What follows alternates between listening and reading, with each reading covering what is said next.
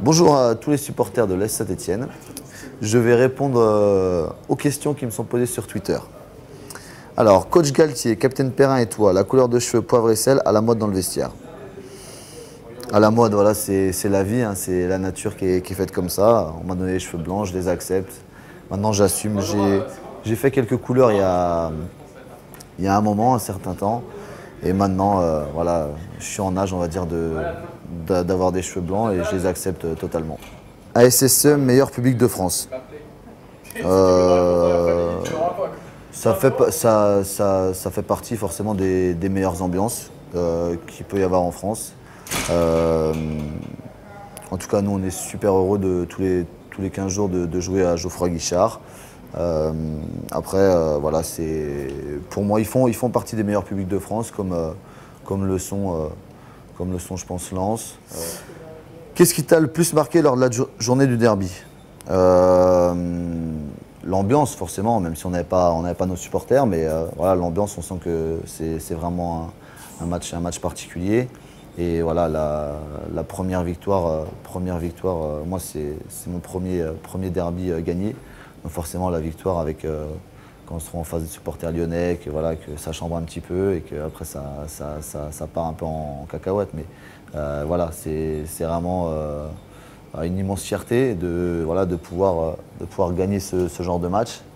Et comme je dis, même si on n'avait pas nos supporters, parce que je pense que s'il y avait eu nos supporters, on aurait pu le fêter avec eux, ça aurait été vraiment un très bon moment.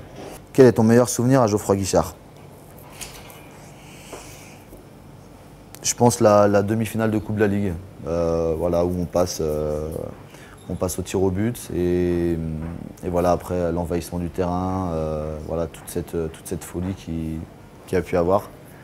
Et après, je mettrai aussi mon but contre Monaco, où voilà, c'est un match contre une très grosse écurie du championnat et forcément, voilà, c'est toujours bien de gagner ces matchs-là. Et en plus, voilà, j'ai la chance de pouvoir ouvrir le score et en plus, je mets un but sympa. Donc voilà. Quelle est ta devise dans la vie?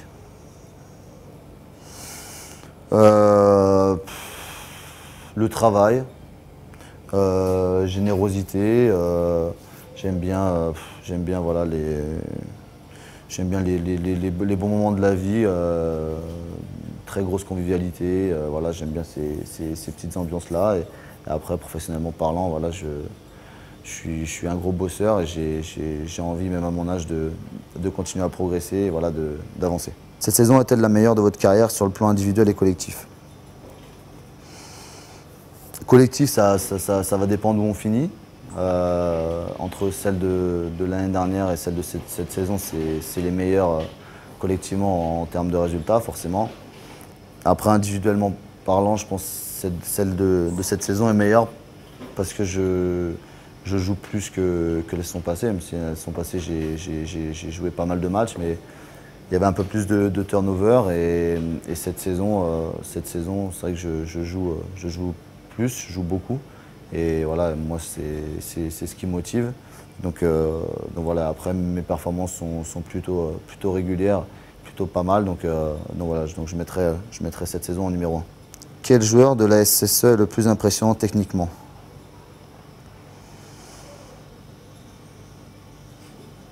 Il y a beaucoup de bouchers dans l'équipe.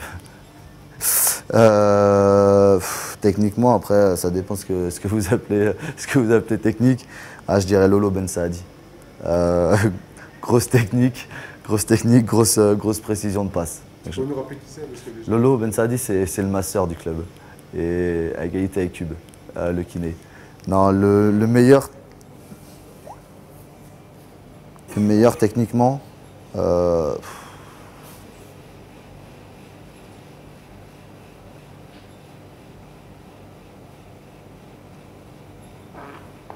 Allez, je dirais, ça va lui faire plaisir. Je dirais mon gars Romain Mouma. Voilà. Après, voilà, il y a. C'est vrai que nous, on n'a pas de joueurs extrêmement techniques. Comme dit Riolo ou Menez, on est une équipe de bouchers, donc voilà. Mais après ouais, je mettrais lui parce qu'il fait des fois des exploits sur son côté. Après, voilà, ça dépend de ce qu'ils appellent la technique. C'est la passe, si c'est le contrôle. Après, on a des joueurs comme Renaud qui sont à l'aise. Même Loïc en défense, il est très à l'aise techniquement. Donc voilà, il n'y a pas vraiment de personne qui se détache, on va dire. Est-ce que tu trouves que le surnom, le Bulldog, que l'on t'a attribué à Rennes te correspond? Toujours. Je t'aime, Fabien. Hein? Non, non, non. Écoute, alors déjà, c'était pas le Bulldog, déjà c'était le Pitbull. Déjà. Et te correspond toujours. Après, ouais, j'ai des valeurs de générosité, de combattant. Après, je trouve que j'ai progressé un petit peu dans le jeu avec le ballon, en qualité technique.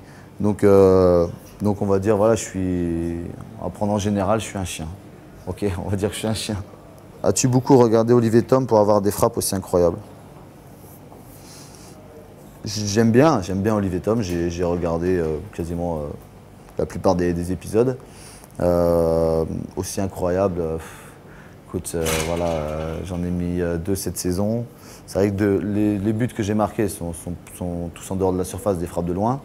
Mais je ne suis pas non plus un killer avec une frappe qui est toujours cadrée. Voilà, des fois j'allume la tribune. Donc voilà, il y a des jours où ça réussit, des jours où ça ne réussit pas. Mais en tout cas, je travaille ça aux entraînements. Quel Stéphanois mérite l'équipe de France selon toi?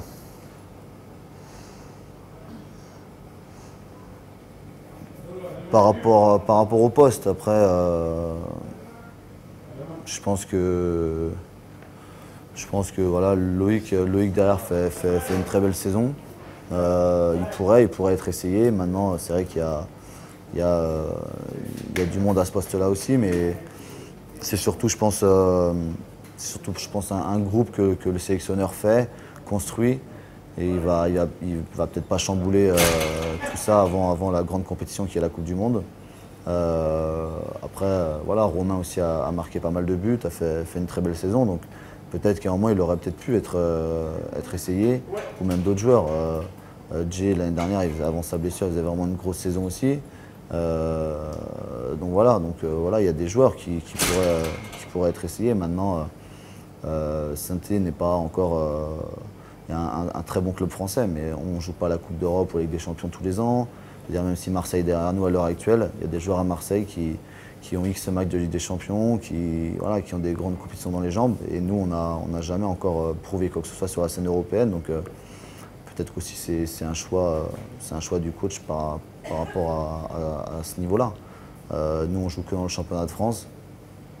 Et voilà, il y a d'autres joueurs dans d'autres clubs. Voilà, je pense même ceux qui jouent en Angleterre, je veux dire, ceux qui jouent dans le 10e du championnat anglais est peut-être plus intéressant que le 4e ou le 5e dans le championnat français. Donc après, c'est le sélectionneur qui choisit, qui fait ses choix. Mais je pense voilà, il y a des joueurs qui sont pas loin. Depuis quel âge tu as les cheveux blancs? Ouais, écoute, qu'est-ce qu'elle dit? J'ai les cheveux blancs depuis la 4e. Alors la 4e, je ne sais pas c'est quel âge, c'est 13 ans, un truc comme ça, 14 ans. Donc voilà, j'en avais déjà à cette époque-là. J'en avais moins, mais c'est arrivé très très vite. Pour rebondir, t'as eu peur quand t'as vu ces premiers cheveux blancs? Non, peur de quoi? C'est pas grave. Je veux dire, 13 ans, ouais, 13 ans, bien sûr, mais bon, non, j'ai pas eu peur. Et au début, c'était quelques-uns, c'était pas comme ça, je te rassure. Donc voilà, mais maintenant, c'est vrai que voilà, plus ça va, puis voilà, plus on grandit, puis avec les enfants, il y a des soucis qui arrivent. Donc voilà, donc forcément ça prend de l'ampleur. Et je pense que voilà, il me reste encore quelques années avec quelques cheveux noirs, mais après je serai comme mon père, tout blanc. C'est la vie, c'est comme ça.